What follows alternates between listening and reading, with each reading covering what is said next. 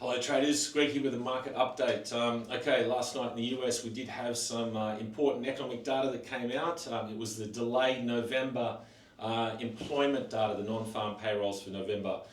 So market was expecting for the headline number to come out at plus about 44,000 jobs, and the unemployment rate to be at 4.4%. Now the actual headline number came out a touch above expectations, around about plus 64,000, so that was a small positive. But the unemployment rate that came out at 4.6%, so there was a decent jump in the unemployment rate.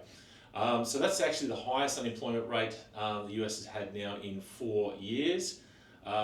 We started the year at 4%, so ending the year at 4.6% is actually quite a big rise in unemployment. So it vindicates the Fed for cutting rates in the last few meetings, and US bond yields on the back of that number. We did see US 10-year yields, which are trading around about 4.2% beforehand, closed lower at 4.15, so down 5 basis points.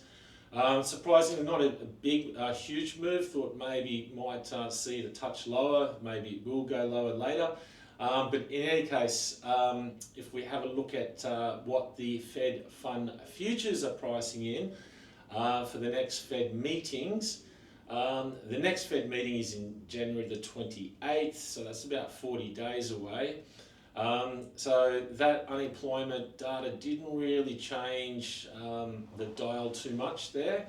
Markets are expecting the Fed only to cut rates from 3.5% down to 3.25%, only by a probability of 20%, so not really too high at all. So markets thinking that January not going to see any rate cuts there, but the March meeting, the Fed fund futures have priced in, well, they went from a 40% probability up to 50, so that rose.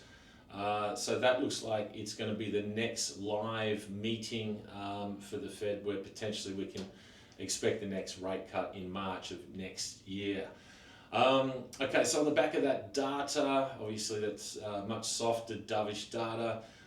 We did see the US dollar sell off last night. We also did see equities sell off and underwater. Worries about maybe that the economy is starting to roll over.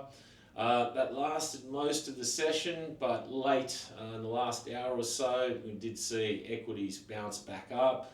And so they pretty much, we saw S&P close minus 0.2%, NASDAQ plus 2, so really nothing going, but they were trading underwater for most of the session, and we did see a bit of a rally in the US dollar. Look, it is end of year, so why we did see that rally in the US dollar and equities at the end of the session, I've just put it down to end of year trading. But anyway, in the commodities, did see some interesting moves there. Crude, big move, down another 2.5%. It's trading now down as low as $55. That is the lowest that crude has been since 2021. Now it seems as if the crude traders are starting to price in that there is going to be a successful ceasefire and peace between Russia and Ukraine, and then obviously Russian oil is going to go back onto the market and increase supply. And the other part of the market is starting to think that crude's always a bit of a litmus test for the state of the economy. When the economy goes in recession, the demand for crude drops significantly, and you see crude a lot lower. So there is part of the market starting to think that maybe it is also showing that there is weakness coming in the US economy. So look, I don't know if I would be going out buying this dip in crude yet. It is trending obviously well at the moment, lower. Gold and silver, look, they've been volatile. They're still trading at very elevated levels, obviously very close to record highs, but every time gold goes up towards that 63.80 level or anywhere in the high 63s, it's meeting resistance. So at the moment, that continues to cap gold. And the same with silver. Anytime above $64, going towards 65, it has been smashed back down. But again, the buyers are waiting. So who knows where we're going to end. We potentially could end on exact highs for the year at the end of trading in a couple of weeks. But other than that, in the currency space, dollar yen is trading lower. I think that is 100% the currency to watch. It's closed below 155. The lowest it has been for a month, lowest daily close. We have the Bank of Japan meeting coming up on Friday. Market's expecting a rate hike. Dollar yen could be significantly lower.